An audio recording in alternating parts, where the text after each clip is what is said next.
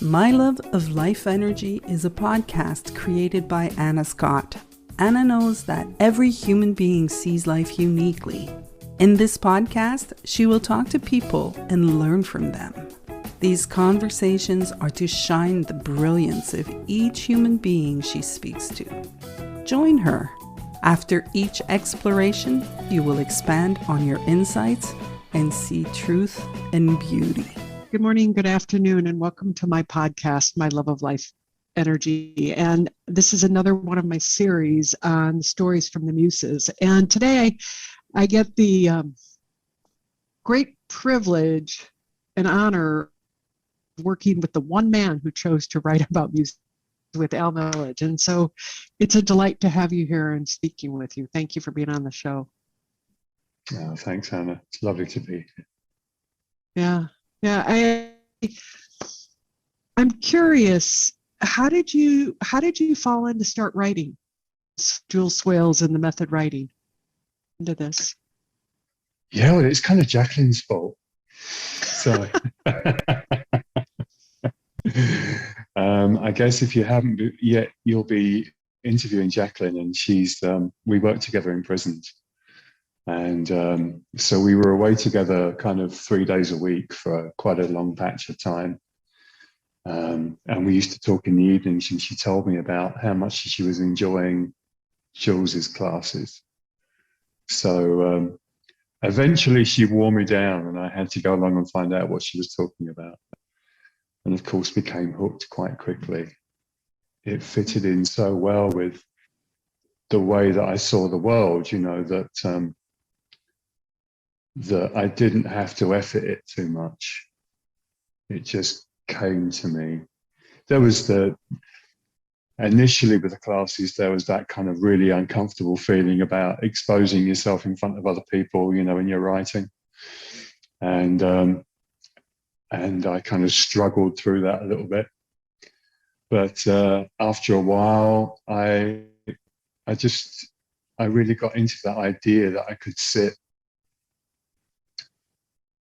and just write about where I was, what I could see, what I could feel, what I could hear. And then from there, somewhere would come something which would bounce me off into my creativity. And I just kind of loved it, really. Yeah. Good. You seem like you have a very, and right, there's a spaciousness of allowing wherever you are.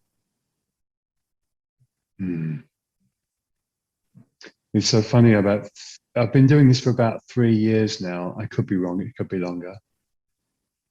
But I have to keep on remembering that it's the energy that provides the mechanism to be able to write. And in some of my classes, I've really efforted because I just felt like, you know, it wasn't coming any other way. So I just did more and did more and did more. And of course, I ended up producing stuff that I really wasn't happy with. And then this last week, I was in Amsterdam for numerous reasons, but I had to be there. And my dad wasn't very well in hospital. And I wrote a piece about him being in hospital. And I wrote it within 10 minutes of putting the phone down to the junior doctor that was in the team looking after him. And it was the piece of all the pieces in the last kind of 3 or 4 months that I just thought, oh yeah, that's where it comes from. That's what it is. When I write from there, when I write from the truth of the feeling of something, then it's effortless, and it just comes together, and I don't have to edit or think about it. I don't know if you've had those. It's interesting. I can feel talking about this right now. I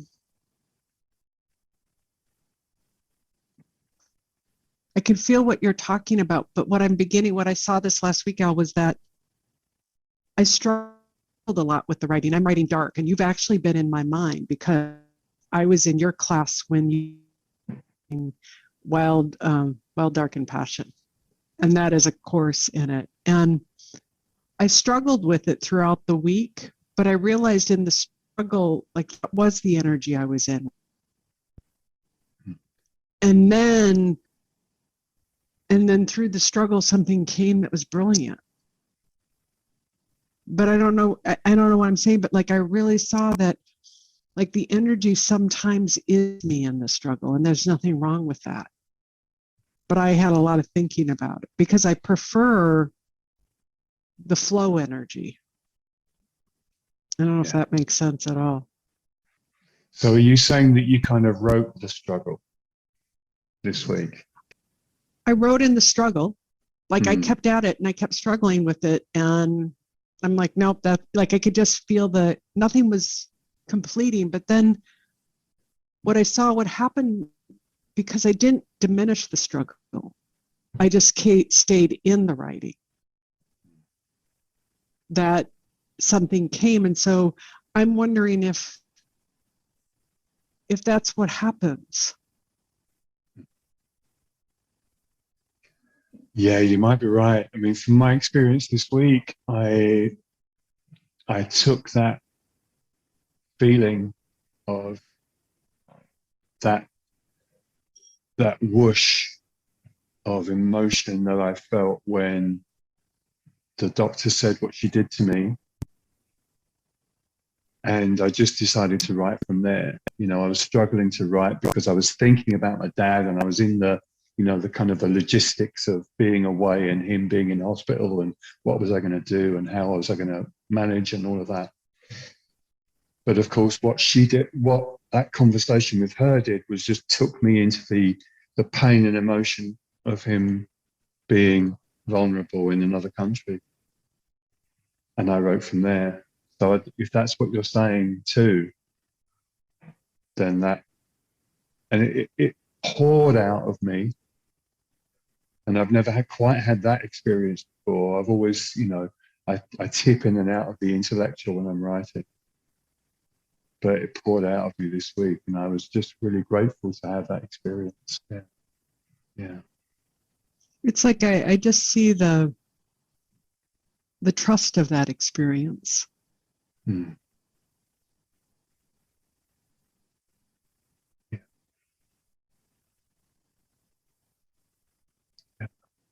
I wrote about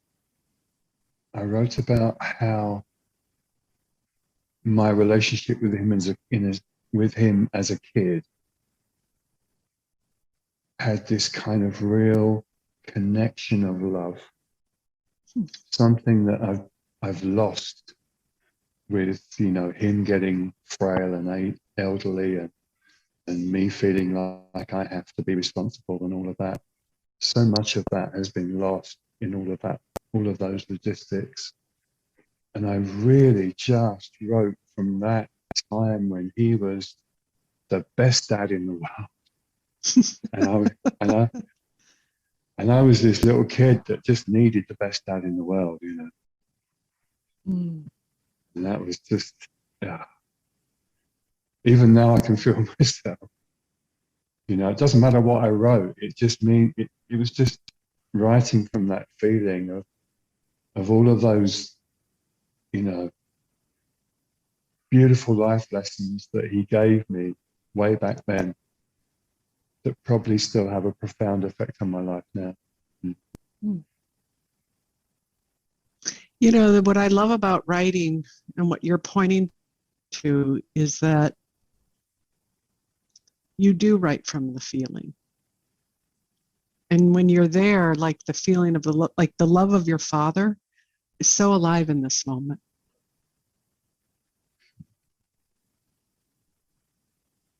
Yeah.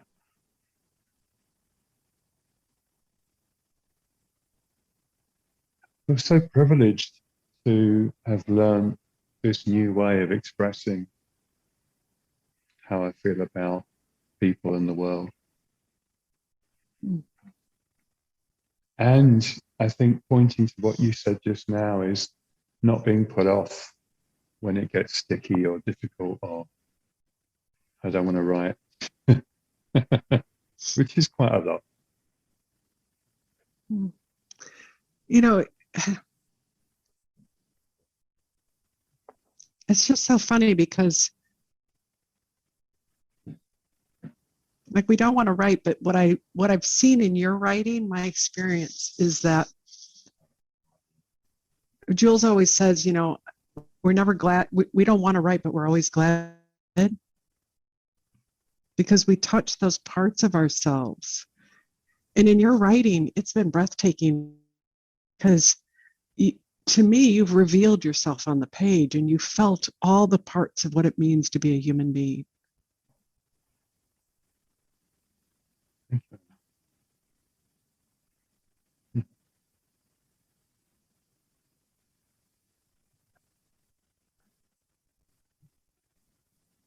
I mean, to that, I'd say that those groups are just, you know, the writing group on a Friday for me just have this beautiful energy of listening to other people's writing and hearing the truth of the world, and hearing it in all of those different voices. That to me, especially actually read by the person that wrote it, there's something about that that's so special. Yeah. Yeah. How was it for you to do the Muses? It was really the first couple were just awful. And I think it was because I knew the ones that I was pushing to one side. So I thought I'd pick the easy ones first of all. And I think I picked child first of all, thinking that was going to be easy. And then that was quite a ride in itself. And it didn't come out how I expected. First of all, I wrote about being a child, and I knew that that wasn't right. It didn't feel right when I read it. So I kind of went back into myself and tried again.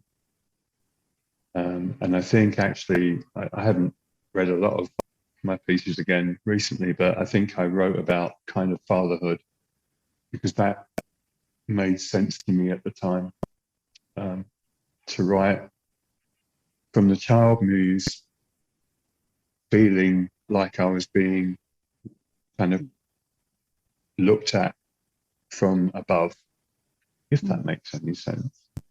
It does, actually. And then I just, as the weeks went by, there were a couple at the end that I just knew I was going to have to go for and really, really didn't want to. And it's funny because the one that I left right until the end hasn't been included in the book. And I was really grateful for that. Because even by the time I'd kind of done some editing and, you know, had it looked at by other people and all of that stuff,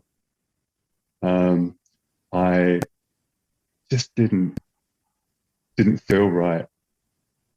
And funnily enough, for this week's writing group, I'm writing a piece now. I haven't had time to write for the last few days because I've been busy, so I've just put one together today, and it's on the same theme. And reading it now makes me realize, you know, there's something kind of awkward about writing, particularly, I think maybe as a man in front of women or something, I don't know, writing about sex. You know, if it gets at all graphic, then I read it and I think, no, I can't read that in class. Just can't. But it came out, you know, it came out in the way, because I know that if I'm manipulating something, then I know I'm doing it. But this just kind of comes out, and I just think, well, I should, because Jules always says to me that if it comes out that way, then I should, you know, it should be that piece that I read. So it's that last kind of bastion for me, Anna, of writing about, you know, kind of the depths of my sexuality in class. But I can hear Jules say, "I dare you." Yeah, indeed, she does. She does, and sometimes I dare. You take the dare on. I mean, I think that's what the Muses is. I dare you. I'm curious, how is the writing? I mean, we both have come from the same world, the three principles, which is understanding by Sid Banks of mindfulness and thought. But I'm really curious how this writing has impacted you in your day-to-day life and in your coaching world, because I know, and I'm wondering if it has or has not. What comes up when you say that?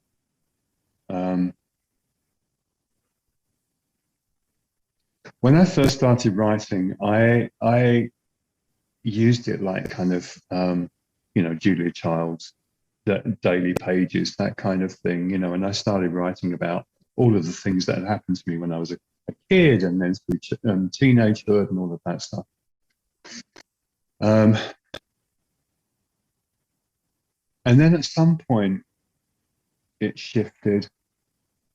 At some point, I started writing from somewhere deeper. And when I started writing from somewhere deeper, I really started to see that these experiences I've had, the ones that I carried around on my back, as my experiences, the ones that had formed me, were lighter. There was less information in them, less accuracy, less definition, less I'm sure that happened and I'm sure that happened. Because of course, as you write things, you realize how terrible my previous version of memory was. This ability that we think that we have as humans to be able to pick a time in space and go, yeah, that happened, and then he said this, and then I thought that, and So when I put these two things together, which was my history and my understanding of how I think the world works, based on Sydney Banks's work, it made so much sense to me that this bag of stuff that I carried around on my back had so many inaccuracies and so many misunderstandings and so little compassion from me about the other people involved, that when I started to write it, I saw all of that. And when I read it in class, I felt all of that compassion for those people, for me. It was so useful to see my own stuff, Anna, dissolve kind of in my own creativity.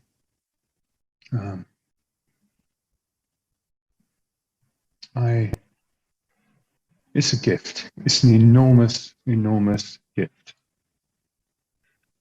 And I am so grateful that I had the opportunity to write this way, particularly this way. To put all of the things that I've learned through Sydney Banks's work, through working in prisons,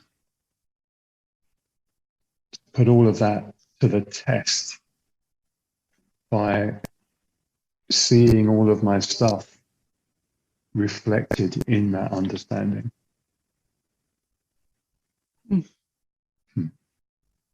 I just feel like just this aperture lens, like, consciousness, your consciousness has gotten so big.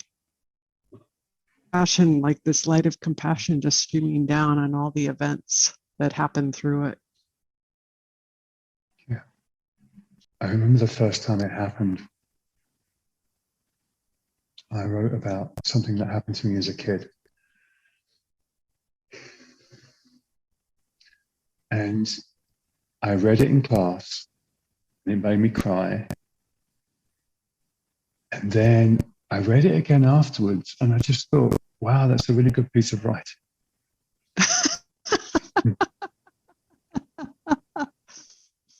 All of the content just kind of, was just content.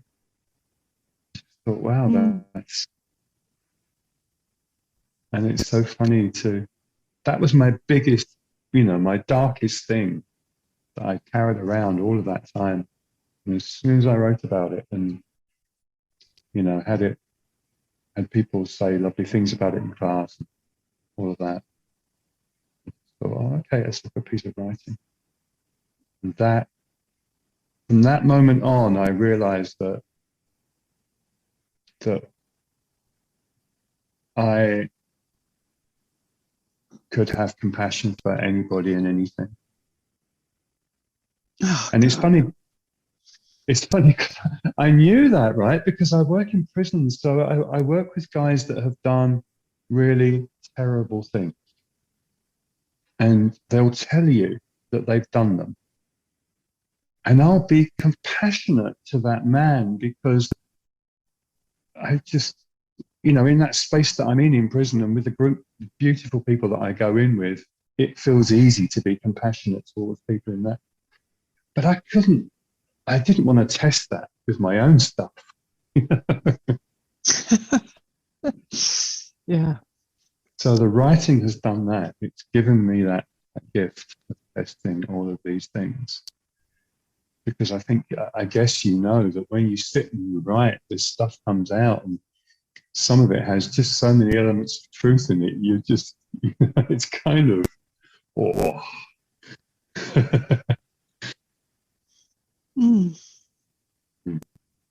It's so funny. I don't know, the three principles in this writing are coming very much alive for me.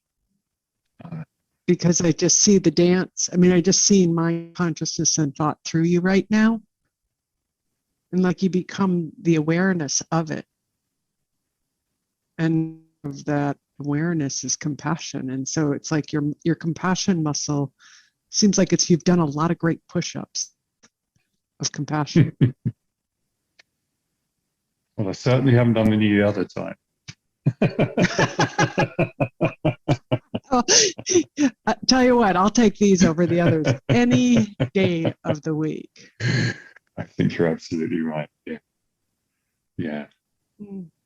Yeah. God, I wonder if to see that you can be compassionate with yourself and things that have happened with you. Yeah. Because the bag empties, right? It's so funny that you say that, because the image I just had, Al, was that the backpack of the burden of, like, we carry these backpacks of our life, the history of our lives in our backpack, and it's like you're just emptying it all out, and there's just this lightness of being, kind of a frivolity of life. Yeah. Yeah. Yeah. If I haven't laughed at myself, 3 or 4 times in a day, then it's a bad day.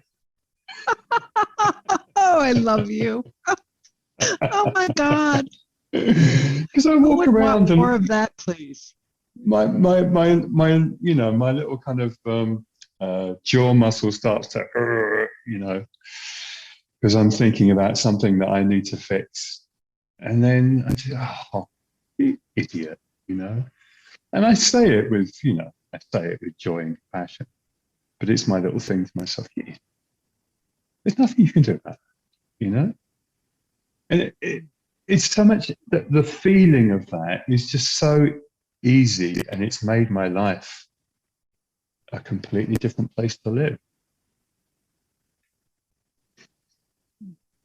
How has it impacted your coaching, this writing? Or has it, just out of curiosity? Yeah, massively, Anna. And very recently, particularly, working with LGBTQ people. So feeling like, especially when I speak to someone who's trans, or someone who's had an experience of life, having an experience of life that I don't have, it's so much easier to be instantly compassionate, but also instantly involved, emotionally involved with that person, because all of those experiences of life I've had, all of those kind of feelings of life I've had. So it doesn't matter that I'm who I am and look like I do and have, and the same with my clients who tend not to be, LGBTQ. They tend to be heterosexual, or don't really ask them, so I don't know.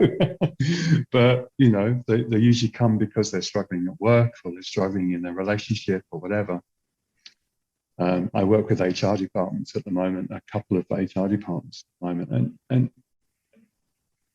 it doesn't matter. What matters is that when people tell me their stuff, I don't get so deeply involved in their thing, which is where my coaching used to fall a little bit for me, because I would start believing what they were saying. I would start going down the rabbit hole with them. And then I'd have to kind of take a breath and have a look and see where the light was. And then I'd scurry back up again, and then I'd have to kind of like grab their hand and pull them back up again. But of course, now I don't just disappear down there at all. I just kind of get that lovely feeling of connection from where they are, whatever they're struggling with. Oh, wow. And then we, I listen and we go from there. So interesting. What I just got from you is it's the me too feeling. You struggle, I struggle, but I can be present with mine, and I can be present with. Yeah. I can hold it with dignity and compassion, and know where it's coming from. I love that you said that beautifully. That's what I just got from you. Okay, we're coming to the end of the time. When people feel blessed and find their way to you, how do they find you? It'll be all in the thing, but I just want you to say it because I want people to find it. Sure. So the easiest way to find me is alanmilledge1@gmail.com or alanmilledge.com. That's ALANMILLEDGE.com. And also you can find me on Facebook and all the socials and all that stuff. So. Great. Well, all this will be listed. It's been an honor. Thank you. Thank you, Anna. It's been such a lovely conversation.